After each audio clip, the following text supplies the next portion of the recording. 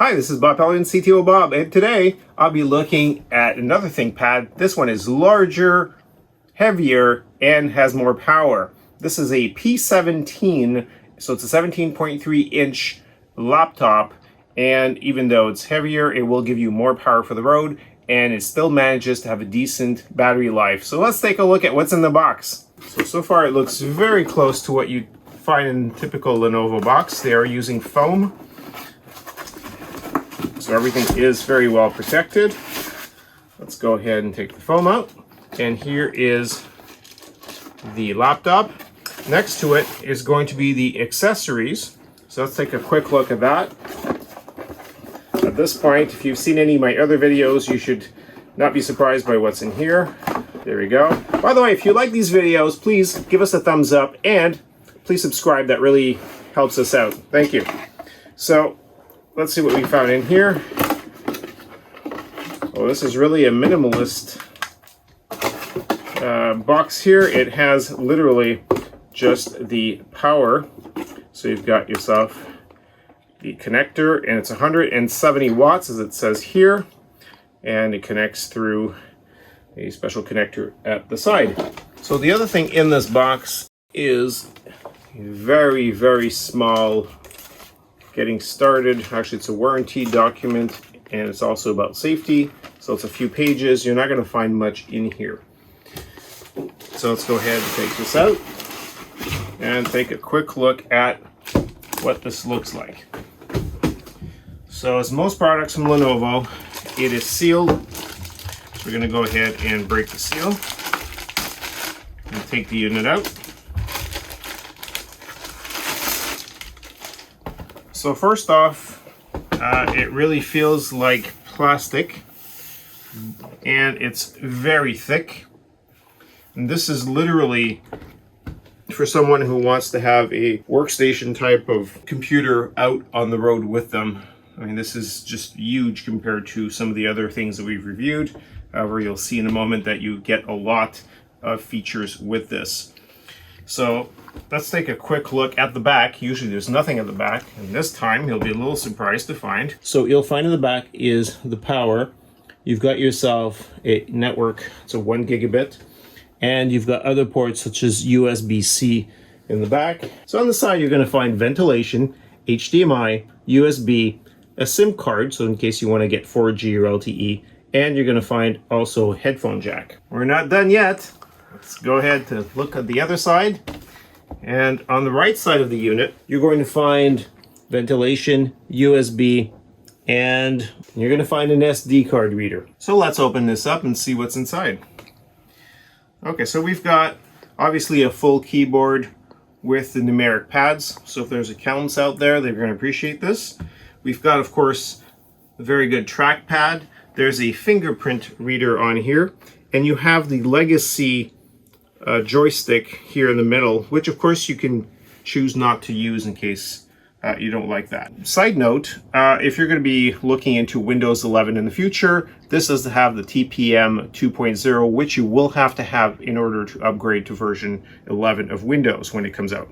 So apart from that, you've got the speakers here, and this unit actually comes with a 10th generation processor. So in this case, it's an i7. In this case, it's a 1085H. What's really nice about this is it not only comes with an NVMe drive, so an M.2, but you can actually put a second one in. Furthermore, if you're doing things like higher end graphics and so forth, you've got potentially a need for more memory. This actually comes with 4 slots, and they're DDR4, they're 3200, and having 4 slots allows you to go up to 128 gigs of total RAM in this unit. Not bad for a laptop. Of course, you are paying the price in heaviness. The other thing is the video. Even though this one here specifically is a 1920 by 1080, it does come with an NVIDIA T2000 with 4 gigs of RAM. So it has a dedicated GPU in here. So that is also nice if you're using some higher end applications such as Adobe products. As I've mentioned for a lot of my other videos, you have choices when you purchase these for the CPUs, the memories, and so forth. So depending on the screen you pick, you could get 300 nits or 500 nits. So I get a lot of emails and comments asking me, well, what's the resolution and so forth. You get to select that when you purchase. So be very careful when you select the unit, if you're buying it online, that you get exactly what you're expecting.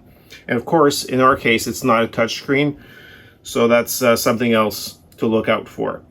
Apart from that, it does come with the latest Wi-Fi, so Wi-Fi 6, which is the 802.11ax, for those of you who prefer calling it by its standards name. And it does have Bluetooth 5.1, so you can connect it to a bunch of things, such as external headphones and whatnot.